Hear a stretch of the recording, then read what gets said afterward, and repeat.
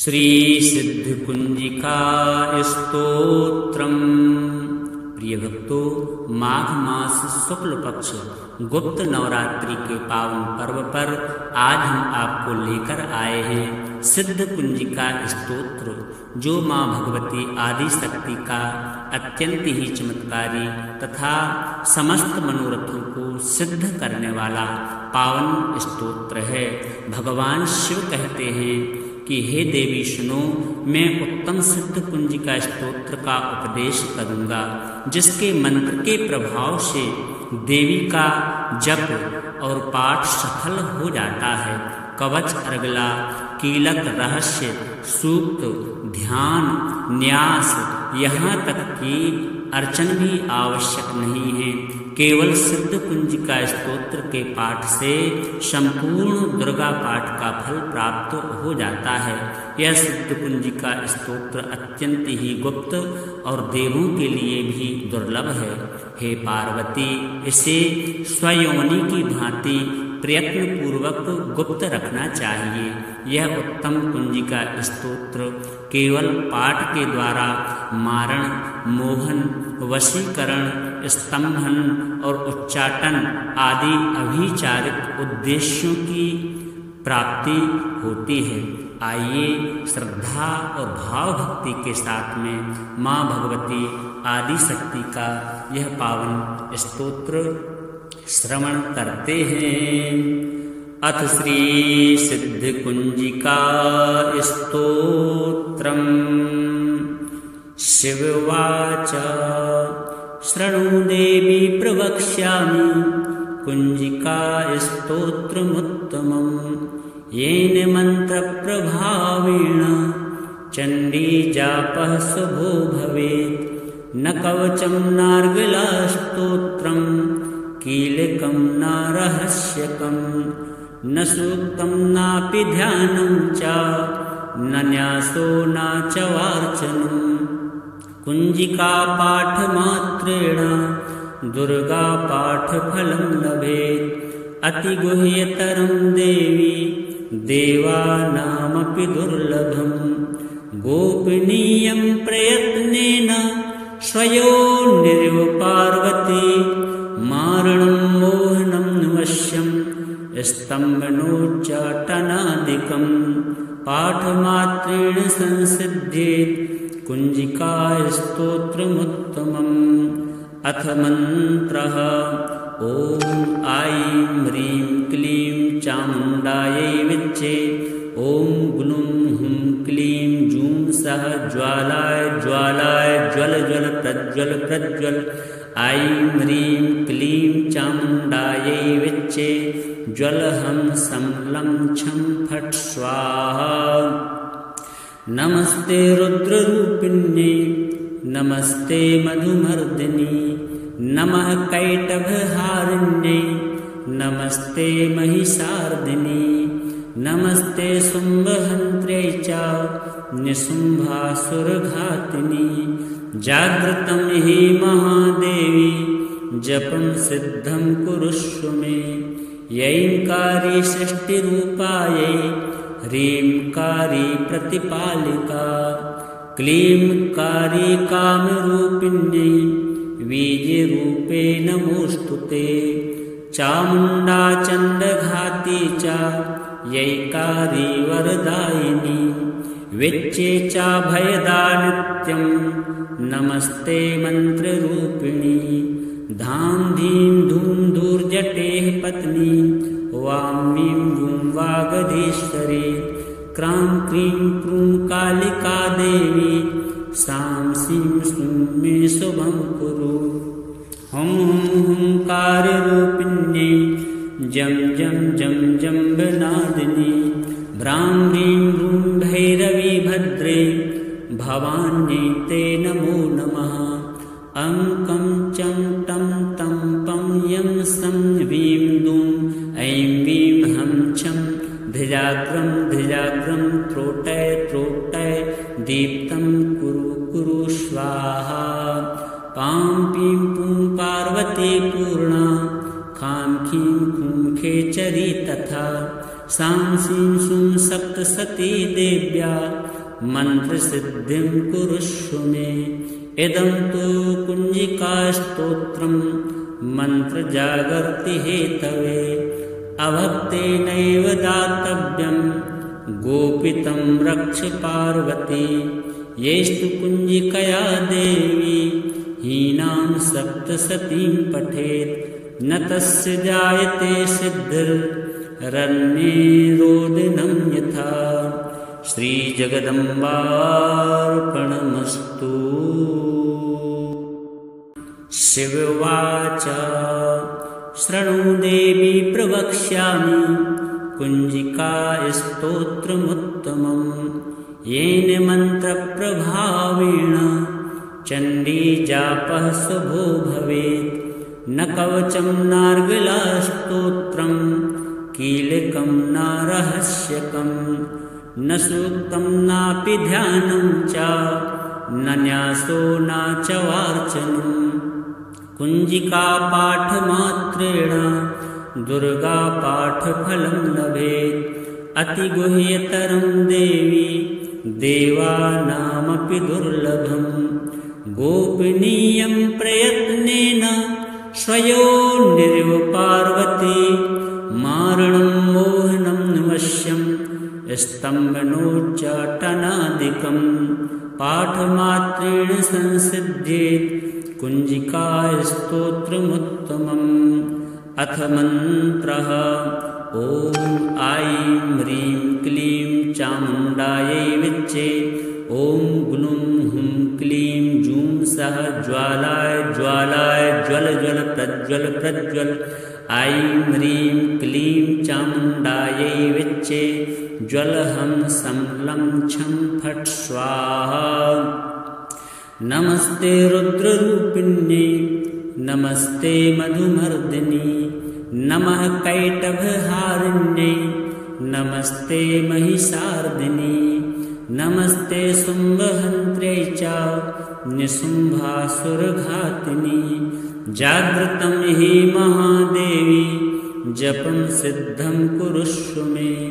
यैंकारी षष्टिरूपायै ह्रींकारी प्रतिपालिका। क्लींकारी कामरूपिण्यै बीजरूपे नमोऽस्तु ते। चामुण्डा चण्डघाती च यैकारी वरदायिनी। विच्चे च भयदा नित्यं नमस्ते मन्त्ररूपिणी। धां धीं धूं धूर्जटेः पत्नी वां वीं वूं वागधीश्वरी। क्रां क्रीं क्रूं कालिका देवी सां सीं सूं मे शुभं कुरु। हुं हुं हुंकाररूपिण्ये जं जं जं जम्बनादिनी। भ्रां ह्रीं रूं भैरवी भद्रे भवान्यै ते नमो नमः। अंकं चं टं तं पं यं सं वीं दूं ऐं वीं हं छं। धिजाग्रं धिजाग्रं त्रोटय त्रोटय दीप्तं कुरु कुरु स्वाहा। पां पीं पूं पार्वती पूर्णा। खां खीं खूं खेचरी तथा। सां सीं सूं सप्तशती देव्या मन्त्रसिद्धिं कुरुष्व मे। इदं तु कुञ्जिकास्तोत्रं मन्त्रजागर्ति हेतवे। अभक्तेनैव दातव्यं गोपितं रक्ष पार्वती। येस्तु कुञ्जिकया देवी हीनां सप्तशतीं पठेत् न तस्य जायते सिद्धिरन्ये रोदिनं यथा। श्रीजगदम्बार्पणमस्तु। शिव उवाच शृणु देवी प्रवक्ष्यामि कुञ्जिकास्तोत्रमुत्तमं। येन मन्त्रप्रभावेण चण्डीजापः शुभो भवेत्। न कवचं नार्गलास्तोत्रं कीलकं न रहस्यकं। न सूक्तं नापि ध्यानं च न न्यासो न च वार्चनं। कुञ्जिकापाठमात्रेण दुर्गापाठफलं लभेत्। अतिगुह्यतरं देवी देवानामपि दुर्लभम् गोपनीयं प्रयत्नेन स्वयोर्निरिव पार्वती मारणं मोहनं वश्यं स्तम्भनोच्चाटनादिकं पाठमात्रेण संसिध्येत् कुञ्जिकास्तोत्रमुत्तमम् अथ मन्त्रः ॐ ऐं ह्रीं क्लीं चामुण्डायै विच्चे ॐ ग्लूं हुं क्लीं जूं सः ज्वालाय ज्वालाय ज्वल ज्वल प्रज्वल प्रज्वल ऐं ह्रीं क्लीं चामुण्डायै विच्चे ज्वलहं संलं छं फट् स्वाहा नमस्ते रुद्ररूपिण्यै नमस्ते मधुमर्दिनी नमः कैटभहारिण्यै नमस्ते महिषार्दिनी नमस्ते शुम्भहन्त्र्यै च निशुम्भासुरघातिनी जागृतं हि महादेवी जपं सिद्धं कुरुष्व मे यैंकारी सृष्टिरूपायै ह्रींकारी प्रतिपालिका क्लींकारी कामरूपिण्यै वीर्यरूपे नमोऽस्तु ते चामुण्डा चण्डघाती च यैकारी वरदायिनी विच्चे च भयदा नित्यं नमस्ते मन्त्ररूपिणी धां धीं धूं धूर्जटेः पत्नी वां वीं वूं वागधीश्वरी क्रां क्रीं क्रूं कालिका देवी सां सीं सूं मे शुभं कुरु हुं हुं हुंकाररूपिण्यै जं जं जं जम्बनादिनी भ्रां ह्रीं रूं भैरवी भद्रे भवान्यै ते नमो नमः अङ्कं चं टं तं पं यं सं वीं दूं ऐं वीं हं छं धिजाग्रं धिजाग्रं त्रोटय त्रोटय दीप्तं कुरु कुरु स्वाहा पां पीं पूं पार्वती पूर्णा खां खीं खूं खेचरी तथा सां सीं सूं सप्तसती देव्या मन्त्रसिद्धिं कुरुष्व मे इदं तु कुञ्जिकास्तोत्रं मन्त्रजागर्ति हेतवे अभक्तेनैव दातव्यं गोपितं रक्ष पार्वती येस्तु कुञ्जिकया देवी हीनां सप्तसतीं पठेत् न तस्य जायते सिद्धिर्रण्ये रोदनं यथा श्रीजगदम्बार्पणमस्तु।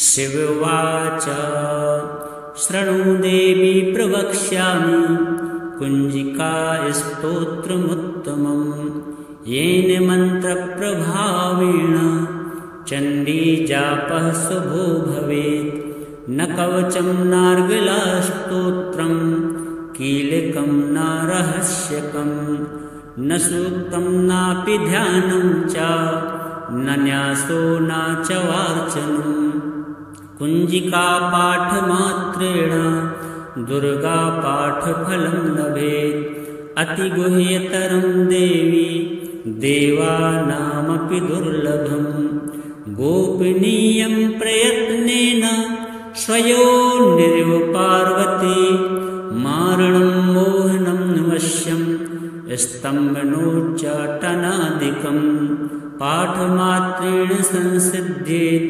कुञ्जिकास्तोत्रमुत्तमम् अथ मन्त्रः ॐ ऐं ह्रीं क्लीं चामुण्डायै विच्चे ॐ ग्लूं हुं क्लीं जूं सः ज्वालाय ज्वालाय ज्वल ज्वल प्रज्वल प्रज्वल ऐं ह्रीं क्लीं चामुण्डायै विच्चे ज्वलहं संलं छं फट् स्वाहा नमस्ते रुद्ररूपिण्यै नमस्ते मधुमर्दिनी नमः कैटभहारिण्यै नमस्ते महिषार्दिनी नमस्ते शुम्भहन्त्र्यै च निशुम्भासुरघातिनी जागृतं हि महादेवी जपं सिद्धं कुरुष्व मे।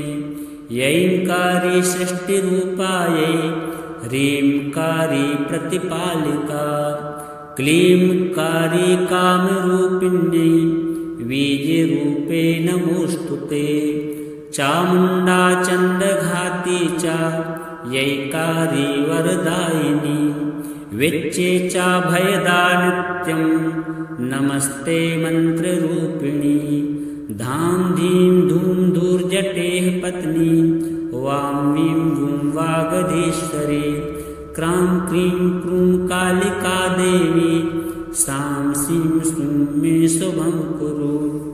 हुं हुं हुंकाररूपिण्यै जं जं जं जम्बनादिनी। भ्रां ह्रीं रूं भैरवी भद्रे भवान्यै ते नमो नमः। अं कं चं टं तं पं यं सं वीं दूं ऐं वीं हं छं धिजाग्रं धिजाग्रं त्रोटय त्रोटय दीप्तं कुरु कुरु स्वाहा। पां पीं पूं पार्वती पूर्णा खां खीं खूं खेचरी तथा। सां सीं सूं सप्तसती देव्या मन्त्रसिद्धिं कुरुष्व मे। इदं तु कुञ्जिकास्तोत्रं मन्त्रजागर्ति हेतवे। अभक्तेनैव दातव्यं गोपितं रक्ष पार्वती।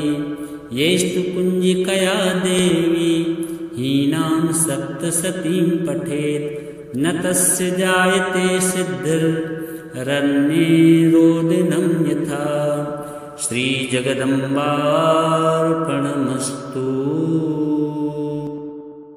शिव उवाच शृणु देवी प्रवक्ष्यामि कुञ्जिकास्तोत्रमुत्तमं। येन मन्त्रप्रभावेण चण्डीजापः शुभो भवेत्। न कवचं नार्गलास्तोत्रं कीलकं न रहस्यकं। न सूक्तं नापि ध्यानं च न न्यासो न च वार्चनं। कुञ्जिकापाठमात्रेण दुर्गापाठफलं लभेत्। अतिगुह्यतरं देवी देवानामपि दुर्लभं। गोपनीयं प्रयत्नेन स्वयोनिरिव पार्वती। मारणं मोहनं वश्यं स्तम्भनोच्चाटनादिकं। पाठमात्रेण संसिद्ध्येत् कुञ्जिकास्तोत्रमुत्तमम्। अथ मन्त्रः ॐ ऐं ह्रीं क्लीं चामुण्डायै विच्चे। ॐ ग्लूं हुं क्लीं जूं सः ज्वालाय ज्वालाय ज्वल ज्वल प्रज्वल प्रज्वल।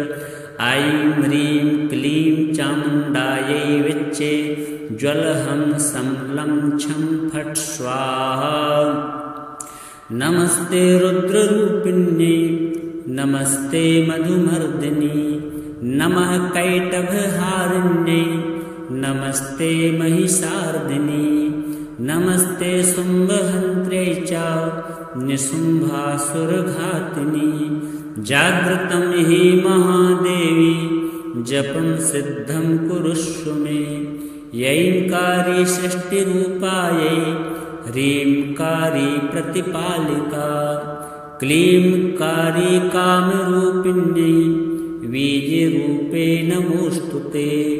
चामुण्डा चण्डघाती च यैकारी वरदायिनी विच्चे च भयदा नित्यं नमस्ते मन्त्ररूपिणी। धां धीं धूं धूर्जटेः पत्नी वां वीं वूं वागधीश्वरी। क्रां क्रीं क्रूं कालिका देवी सां सीं सूं मे शुभं कुरु। हुं हुं हुंकाररूपिण्यै जं जं जं जम्बनादिनी। भ्रां ह्रीं रूं भैरवी भद्रे भवान्यै ते नमो नमः। अं कं चं टं तं पं यं सं वीं दूं ऐं वीं हं छं धिजाग्रं धिजाग्रं त्रोटय त्रोटय दीप्तं कुरु कुरु स्वाहा। पां पीं पूं पार्वती पूर्णा खां खीं खूं खेचरी तथा सां सीं सूं सप्तसती देव्या मन्त्रसिद्धिं कुरुष्व मे। इदं तु कुञ्जिकास्तोत्रं मन्त्रजागर्ति हेतवे अभक्तेनैव दातव्यं गोपितं रक्ष पार्वती। यैस्तु कुञ्जिकया देवी हीनां सप्तसतीं पठेत् न तस्य जायते सिद्धिरन्ये रोदिनं यथा। श्रीजगदम्बार्पणमस्तु। शिव उवाच शृणु देवी प्रवक्ष्यामि कुञ्जिकास्तोत्रमुत्तमं येन मन्त्रप्रभावेण चण्डीजापः शुभो भवेत्।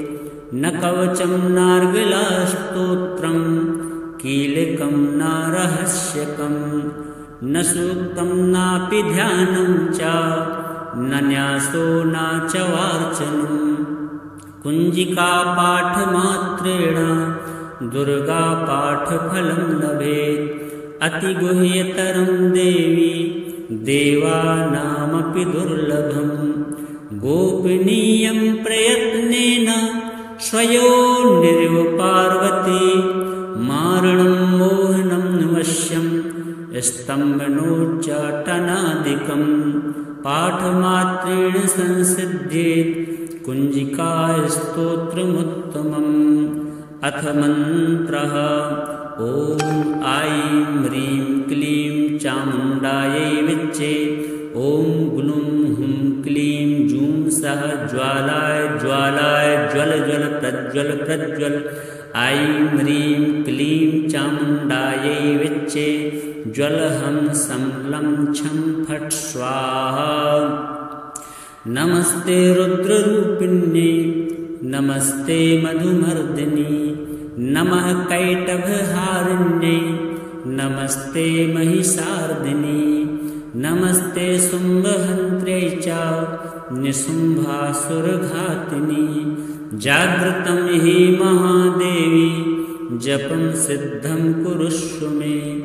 यैंकारी षष्टिरूपायै ह्रींकारी प्रतिपालिका क्लींकारी कामरूपिण्यै वीर्यरूपे नमोऽस्तु ते। चामुण्डा चण्डघाती च यैकारी वरदायिनी विच्चे च भयदा नित्यं नमस्ते मन्त्ररूपिणी। धां धीं धूं धूर्जटेः पत्नी वां वीं वूं वागधीश्वरी।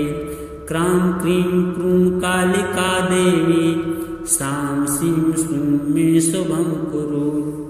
हुं हुं हुंकाररूपिण्ये जं जं जं जम्बनादिनी। भ्रां ह्रीं रूं भैरवी भद्रे भवान्यै ते नमो नमः। अङ्कं चं टं तं पं यं सं वीं दूं ऐं वीं हं छं धिजाग्रं धिजाग्रं त्रोटय त्रोटय दीप्तं कुरु कुरु स्वाहा।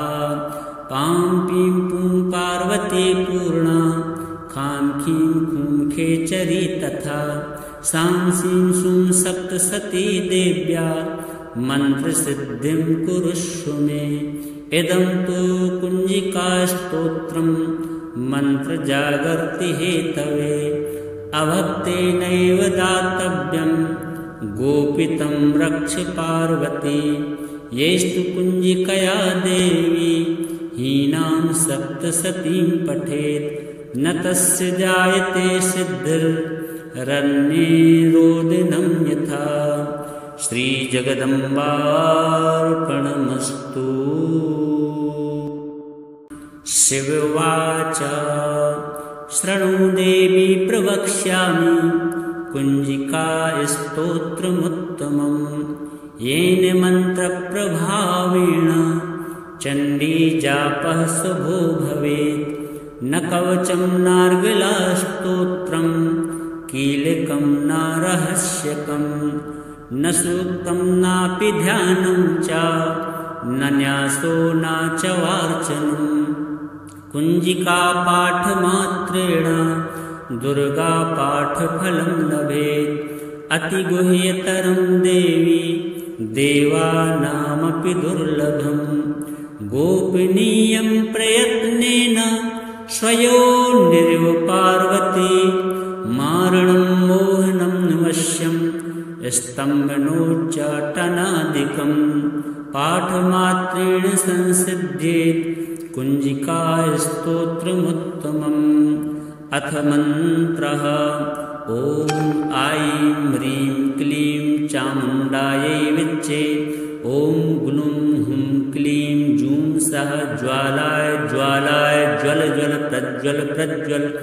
ऐं ह्रीं क्लीं चामुण्डायै विच्चे ज्वलहं संलं छं फट् स्वाहा नमस्ते रुद्ररूपिण्यै नमस्ते मधुमर्दिनी नमः कैटभहारिण्यै नमस्ते महिषार्दिनी नमस्ते शुम्भहन्त्र्यै च निशुम्भासुरघातिनी जागृतं हि महादेवी जपं सिद्धं कुरुष्व मे यैंकारी षष्टिरूपायै ह्रींकारी प्रतिपालिका क्लींकारी कामरूपिण्यै वीर्यरूपे नमोऽस्तुते चामुण्डा चण्डघाती च यैकारी वरदायिनी विच्चे च भयदा नित्यं नमस्ते मन्त्ररूपिणी धां धीं धूं धूर्जटेः पत्नी वां वीं वूं वागधीश्वरी क्रां क्रीं क्रूं कालिका देवी सां सीं सूं मे शुभं कुरु हुं हुं हुंकाररूपिण्यै जं जं जं जम्बनादिनी भ्रां ह्रीं भ्रूं भैरवी भद्रे भवान्यै ते नमो नमः अं कं चं टं तं पं यं सं वीं दूं ऐं वीं हं छं धिजाग्रं धिजाग्रं त्रोटय त्रोटय दीप्तं कुरु कुरु स्वाहा पां पीं पूं पार्वती पूर्णा खां खीं खूं खेचरी तथा सां सीं सूं सप्तसती देव्या मन्त्रसिद्धिं कुरुष्व मे इदं तु कुञ्जिकास्तोत्रं मन्त्रजागर्ति हेतवे अभक्तेनैव दातव्यं गोपितं रक्ष पार्वती येस्तु कुञ्जिकया देवी हीनां सप्तसतीं पठेत् न तस्य जायते सिद्धिरन्येरोदिनं यथा श्रीजगदम्बार्पणमस्तु।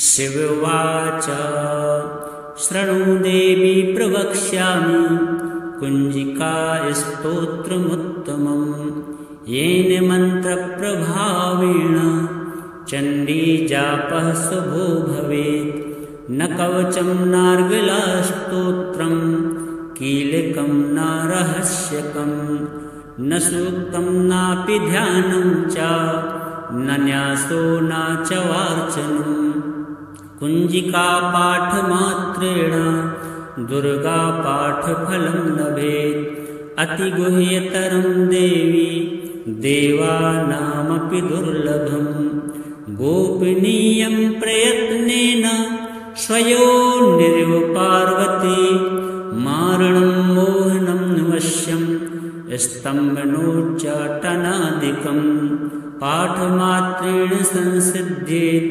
कुञ्जिकास्तोत्रमुत्तमम् अथ मन्त्रः ॐ ऐं ह्रीं क्लीं चामुण्डायै विच्चे ॐ ग्लूं हुं क्लीं जूं सः ज्वालाय ज्वालाय ज्वल ज्वल प्रज्वल प्रज्वल ऐं ह्रीं क्लीं चामुण्डायै विच्चे ज्वलहं संलं छं फट् स्वाहा नमस्ते रुद्ररूपिण्यै नमस्ते मधुमर्दिनी नमः कैटभहारिण्यै नमस्ते महिषार्दिनी नमस्ते शुम्भहन्त्र्यै च निशुम्भासुरघातिनि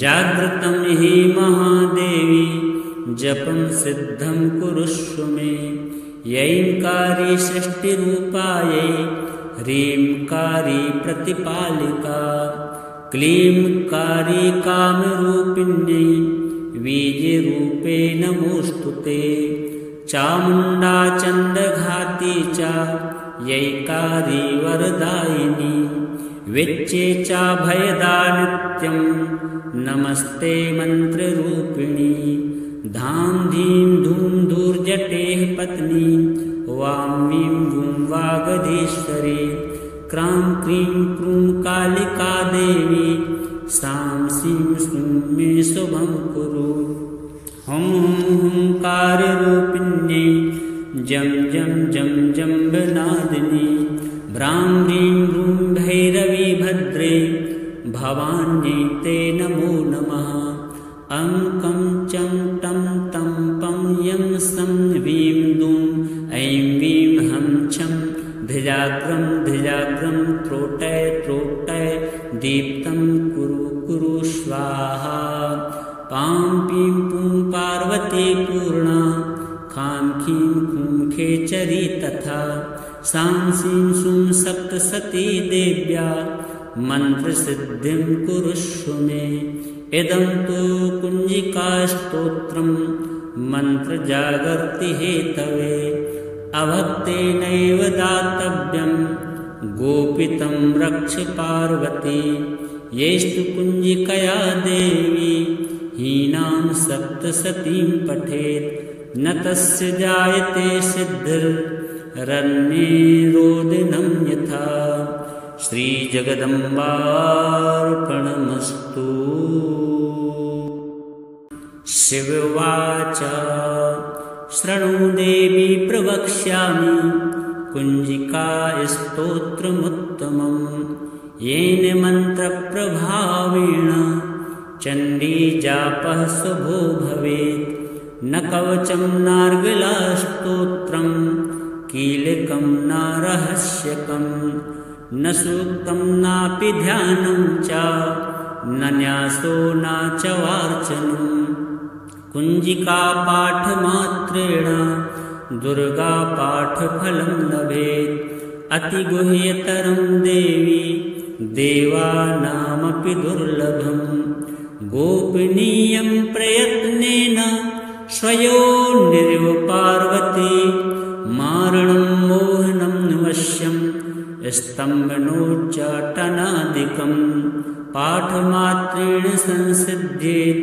कुञ्जिकास्तोत्रमुत्तमम् अथ मन्त्रः ॐ ऐं ह्रीं क्लीं चामुण्डायै विच्चे ॐ ग्लूं हुं क्लीं जूं सः ज्वालाय ज्वालाय ज्वल ज्वल प्रज्वल प्रज्वल ऐं ह्रीं क्लीं चामुण्डायै विच्चे ज्वलहं संलं छं फट् स्वाहा नमस्ते रुद्ररूपिण्यै नमस्ते मधुमर्दिनी नमः कैटभहारिण्यै नमस्ते महिषार्दिनी नमस्ते शुम्भहन्त्र्यै च निशुम्भासुरघातिनि जागृतं हि महादेवी जपं सिद्धं कुरुष्व मे यैंकारी सृष्टिरूपायै ह्रींकारी प्रतिपालिका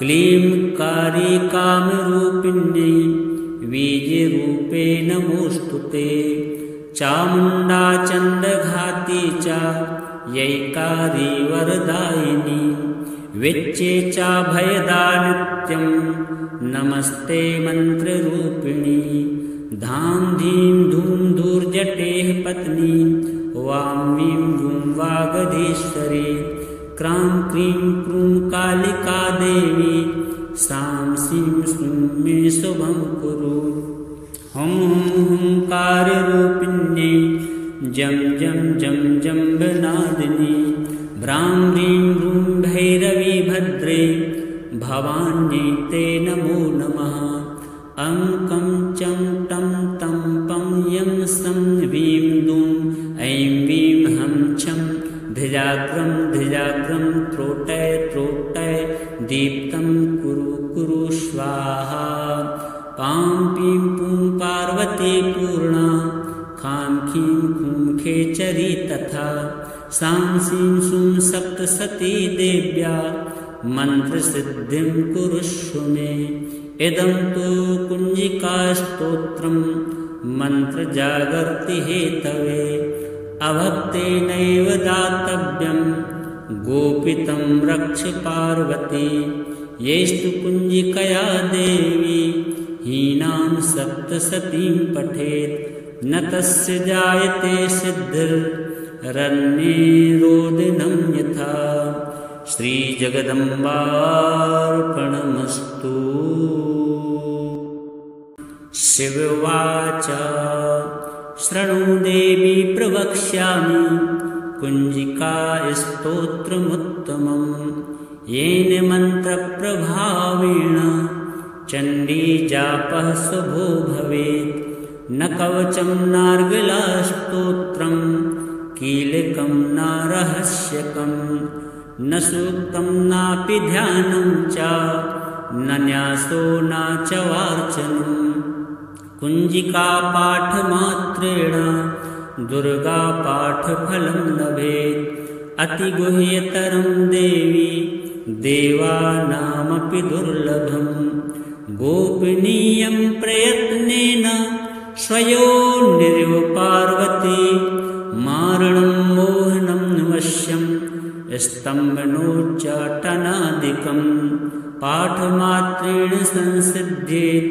कुञ्जिकास्तोत्रमुत्तमम् अथ मन्त्रः ॐ ऐं ह्रीं क्लीं चामुण्डायै विच्चे ॐ ग्लूं हुं क्लीं जूं सः ज्वालाय ज्वालाय ज्वल ज्वल प्रज्वल प्रज्वल ऐं ह्रीं क्लीं चामुण्डायै विच्चे ज्वलहं संलं छं फट् स्वाहा नमस्ते रुद्ररूपिण्ये नमस्ते मधुमर्दिनी नमः कैटभहारिण्ये नमस्ते महिषार्दिनी नमस्ते शुम्भहन्त्रे च निशुम्भासुरघातिनी जागृतं हि महादेवी जपं सिद्धं कुरुष्व मे यैंकारी षष्टिरूपायै ह्रींकारी प्रतिपालिका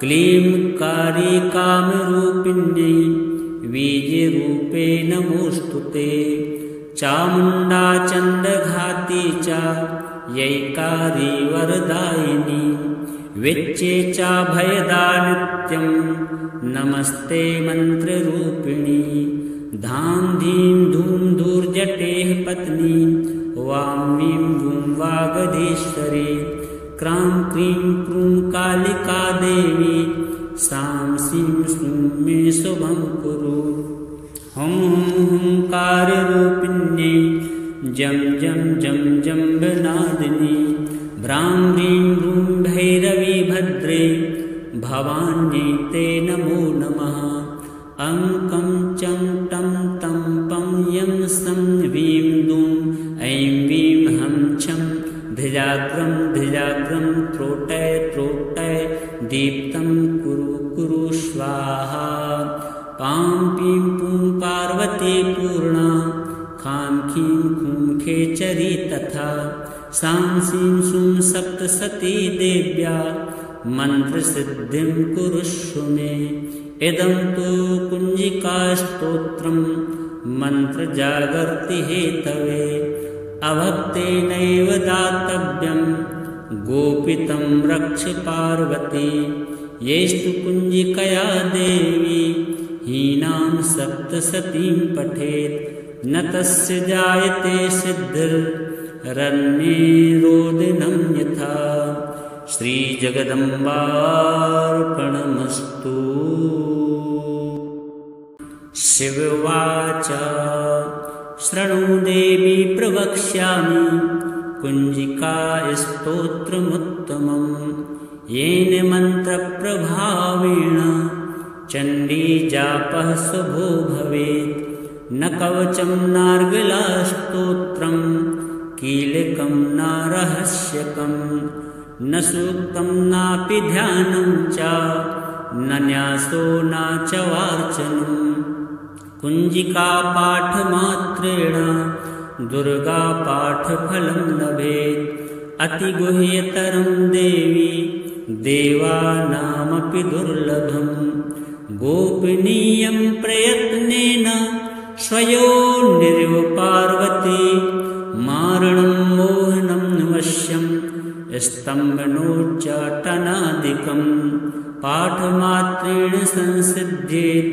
कुञ्जिकास्तोत्रमुत्तमम् अथ मन्त्रः ॐ ऐं ह्रीं क्लीं चामुण्डायै विच्चे ॐ ग्लूं हुं क्लीं जूं सः ज्वालाय ज्वालाय ज्वल ज्वल प्रज्वल प्रज्वल ऐं ह्रीं क्लीं चामुण्डायै विच्चे ज्वलहं संलं छं फट् स्वाहा नमस्ते रुद्ररूपिण्ये नमस्ते मधुमर्दिनी नमः कैटभहारिण्ये नमस्ते महिषार्दिनी नमस्ते शुम्भहन्त्रे च निशुम्भासुरघातिनी जागृतं हि महादेवी जपं सिद्धं कुरुष्व मे यैंकारी षष्टिरूपायै ह्रींकारी प्रतिपालिका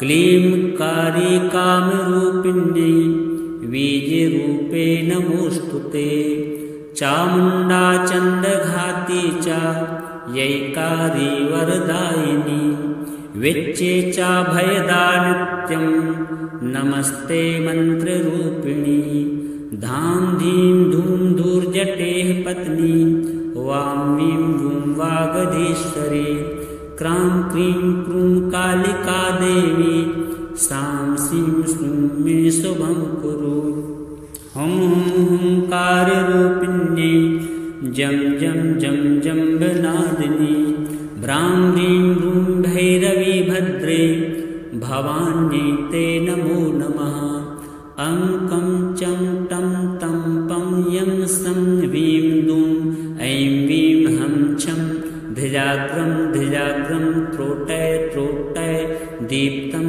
कुरु कुरु स्वाहा पां पीं पूं पार्वती पूर्णा खां खीं खूं खेचरी तथा सां सीं सूं सप्तसती देव्या मन्त्रसिद्धिं कुरुष्व मे इदं तु कुञ्जिकास्तोत्रं मन्त्रजागर्ति हेतवे अभक्तेनैव दातव्यं गोपितं रक्ष पार्वती येस्तु कुञ्जिकया देवी हीनां सप्तसतीं पठेत् न तस्य जायते सिद्धिरन्ये रोदिनं यथा श्रीजगदम्बार्पणमस्तु।